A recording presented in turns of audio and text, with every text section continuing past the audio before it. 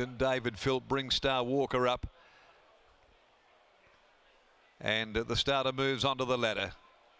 They're set. 2200. Audio Boy will run favourite from toward the outside. They're off and they're racing. Jumped okay, but Pike immediately took hold and wanted to slot him back in behind them. Planet Cash actually went forward outside of late arrival. Atlantis Beach pressing on. No one that desperate to lead. Parish Prince getting up onto the Chewy right behind them. Steadies off heels. Down on its inside. Let's Deal from Kimberly Rose. Star Walker found itself wide. Over on the inside next, Queen of Jerusalem. And back there last, Audio Boy the favourite. So he's got the field in front of him as they go up Matheson Road and go past the 1600. Through the crossing they head, and Planet Cash in fairly unfamiliar territory, reefing for more rain here at the 15 mark, leads Atlantis Beach. A length and a half away then Let's Deal, down on the inside, covered by late arrival. Back there in the clear, Parish Prince. A length and a half to the mare Queen of Jerusalem, back there with Kimberly Rose, and Audio Boy is second last as O'Donnell takes hold of Star Walker, who after being wide, he's had to drop it back to last. 1200 left to go. They're about to make that run now onto the sweeping Swan River side, and the leader Planet Cash out by 3/4 Atlantis Beach. A length and a half away then down on the inside, Let's Deal. No change at all in the order with 1,000 to run. Late arrival fourth. 2 lengths Parish Prince shading Queen of Jerusalem.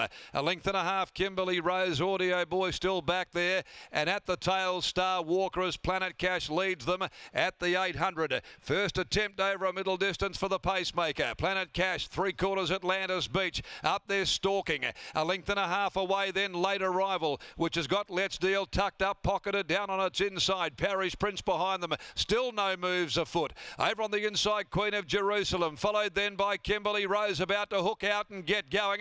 Likewise O'Donnell on Star Walker, and Pike just getting held up with Audio Boy. They bunch now coming onto the turn. Atlantis Beach reaches the lead. Planet Cash on the inside struggling. Late arrival joins them both. Here's Kimberly Rose, Star Walker putting in their runs. Audio Boy back behind those. Kimberly Rose reaches the lead. Got a head in front. Late arrival coming back. Kimberly Rose, a neck clear. Late arrival sticking, but Kimberly Rose will be far too good. And Kimberly Rose pulls away to beat late arrival. Audio Boy third. Star Walker, Parish Prince together close up. Atlantis Beach over near the rail. Then Queen of Jerusalem, followed further back by Let's Deal.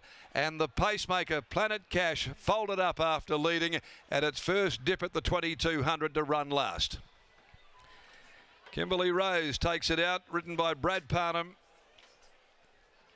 the Hellbent mare, in the colours of owner Keith Biggs, goes to the winner's circle at a fourth run in this campaign.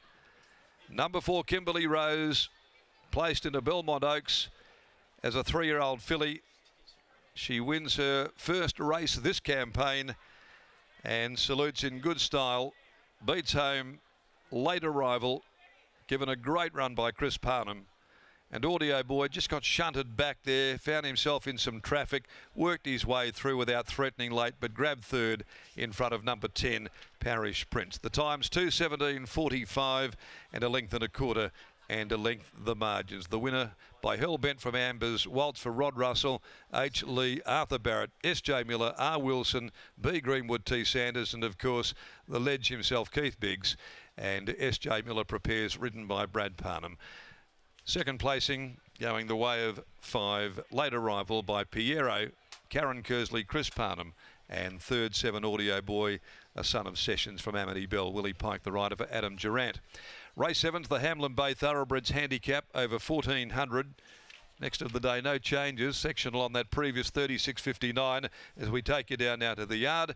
And Kimberly Rose back in the winner's circle today. She was very well found in the market and finished up running 3.50. But of course, the takers were there nice and early. They put up $7 on Thursday, and she's run half of that to claim victory in race 6 this afternoon, Lockie.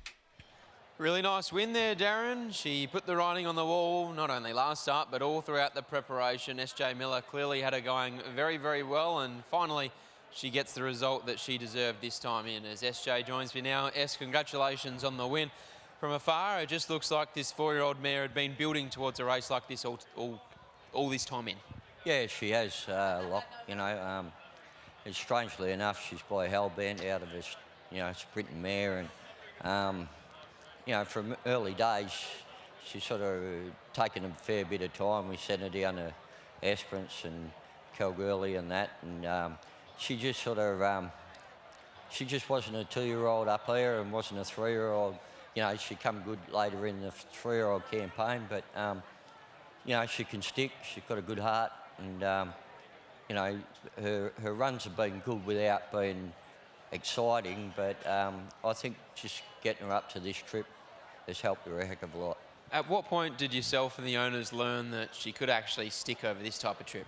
Probably at Bunbury, you know, when she ran second in the Oaks down there, which was a big thing, you know, being a listed race for her. And you know, look, she's, as I said, she's always had that ability, but it's more been time and looking after her, and she's come a long way, you know, and she hopefully can pick up a couple more.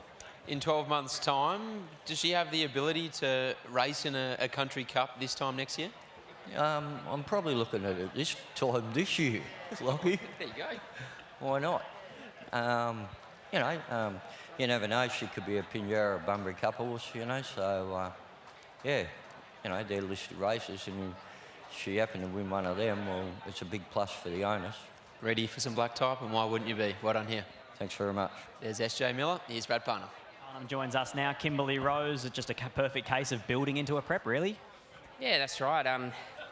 Her last 2 starts have been pretty well, and yeah, I sort of thought after last start up to 2,000 and beyond would be her go. So, you know, I just wanted to keep her out of trouble in a bit of a moving line, and yeah, fortunately enough, I was able to do that, and she finished off the job. Where's her ability level at? How much more has she got to give? I mean, I don't know. She ran second in the Belmont Oaks, which I thought was a really good run that day. I mean, I don't know how strong they are these days, but you know, I'd say there's definitely more wins in her for sure. What about Asphalt? Obviously, you must be excited to ride him. You've done the hard work to get to 54. Yeah, we've done the hard work, so sort of I'm feeling okay at the moment. So yeah, look, hopefully, I mean, the 12 might be a touch short for him, but I'll give him as good a chance as I can from that barrier, and yeah, look, we'll just see how he finishes off, but hopefully he's finishing off strong and can be playing a part in the finish. Any ideas of where you expect to see yourself in the run? To be honest, not really. I've drawn Sticky, so I might just play it by ear, see how he jumps. If he jumps clean, I might see if there's a spot for me. If not, I might just have to see if I can get into a 3-deep cover line. That'd probably be a perfect world, but yeah, sometimes you don't really have all those options once you're drawn out there, so I'll just have to wait to see how it plans out. Good luck, mate. Thank you. There's Brad Parnham. He combines with SJ Miller and Kimberly Rose for a well-deserved first victory for this preparation in taking out the first leg of the quaddie here at Ascot.